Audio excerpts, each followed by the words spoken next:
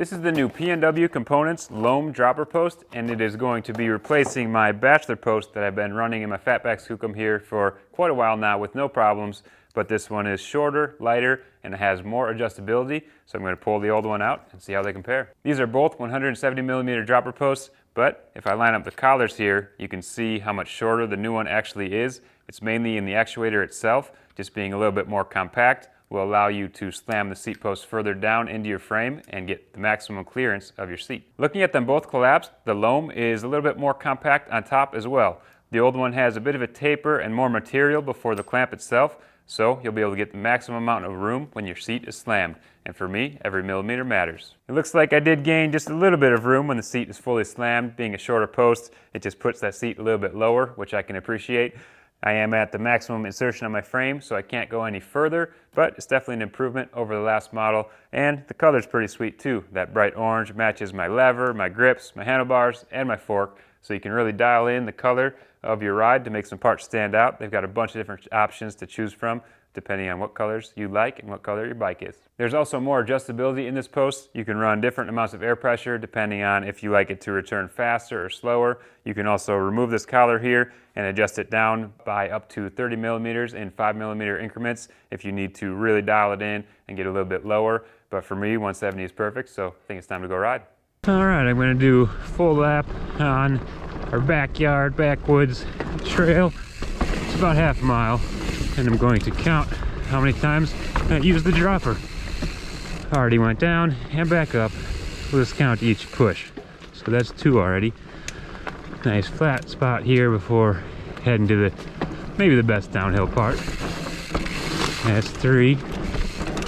Now we got this fun section here. Jump to hip and a log into the rock garden. 4, just went back up with it. Now we got some flat sections before the big climb. There's almost no elevation here, so you don't really have to shift, but you also got to work for it, any speed you get. Been working on this spot here. It's a really fun table berm to jump out. Need more of that,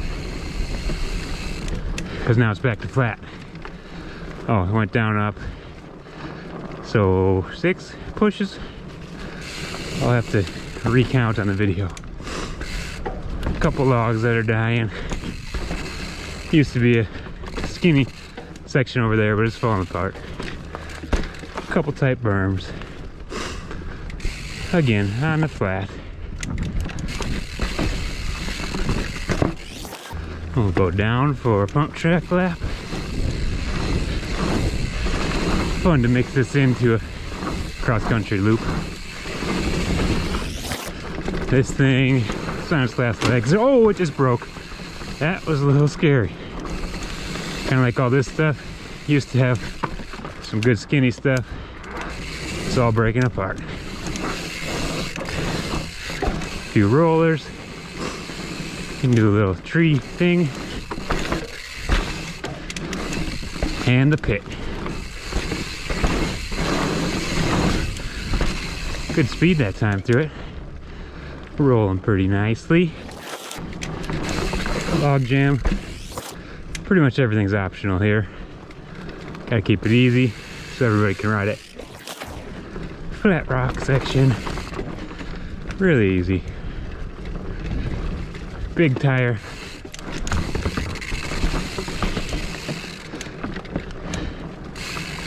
The whole trail needs work. I just leaf blew it. Haven't been doing a whole lot of work to it since I've been hurt. Kind of hard.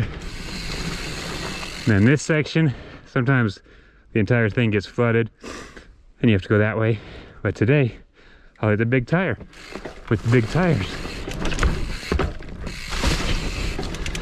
And another climb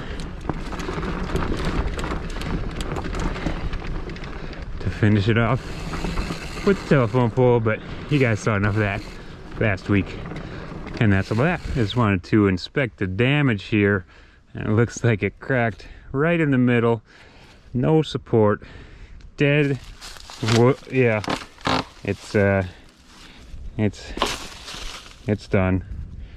Sad day, but better than somebody crashing on it. Might as well knock it down, clean it up later. So that's a lap on our short cross-country loop. There's a lane we can take to another woods to get more distance and get a pretty good ride in without going anywhere, which is awesome. But this is more of the fun woods that has a few more obstacles, more rocks, logs, that sort of thing. Do have a dirt jump line, but it's not in shape, and some other stuff. But that's just the main cross-country loop that do quite a few laps on over the year in the summer, winter, fall, spring, whenever. It can be muddy as can be, and it's still rideable, so that's awesome. I did lose track of the dropper usage. I'll have to see if I can count how many times I used it. Put the number on the screen. It's a short trail, but felt like I used it quite a few times, definitely more than the shifter, and it just worked really well. Feels really good. I love the lever design on the PNW droppers and how they aren't super harsh. The top out noise is just a nice solid thud. You know when it's at the top, it's just a nice feeling. And if you guys are interested in any of the PNW components, droppers, grips, handlebars, stem, any of their products, use the discount code in the description below. Hopefully see you guys in the next one.